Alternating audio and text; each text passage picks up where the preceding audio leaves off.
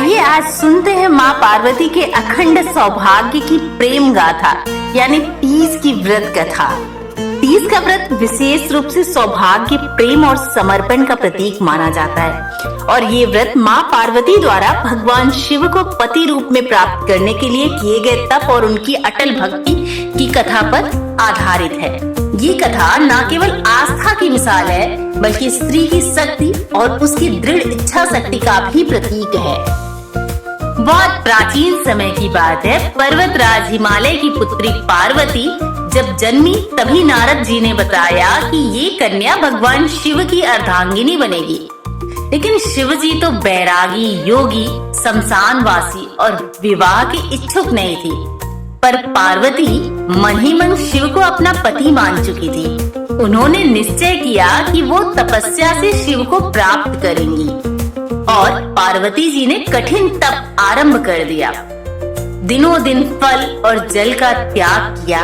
कई वर्षों तक केवल सूखी पत्तियां खाकर तप किया, फिर पत्तियां भी त्याग दी और निर्जल निराहार रहकर ध्यान में लीन रही। उनकी यही तपस्या इतनी कठिन थी कि तीनों लोकों में इसकी चर्चा फैल गई।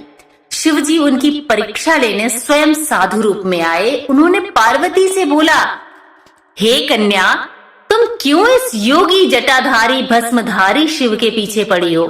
वो गृहस्थ जीवन के योग्य नहीं।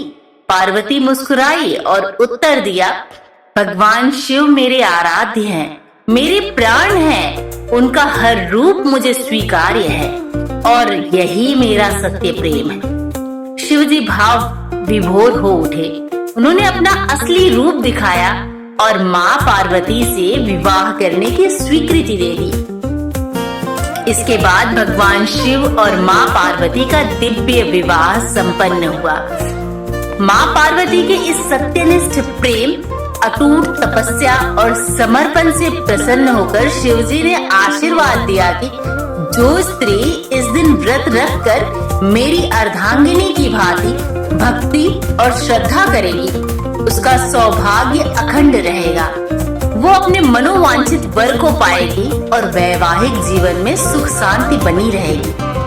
तभी से तीज व्रत हरियाली तीज श्रावण, कजली तीज भादों, हरितालिका तीज भाद्रपद शुक्ल में मनाया जाता है और ये तीनों तीज माँ पार्वती के शिव प्रेम और सौभाग्य रक्षा का प्रतीक बन गई।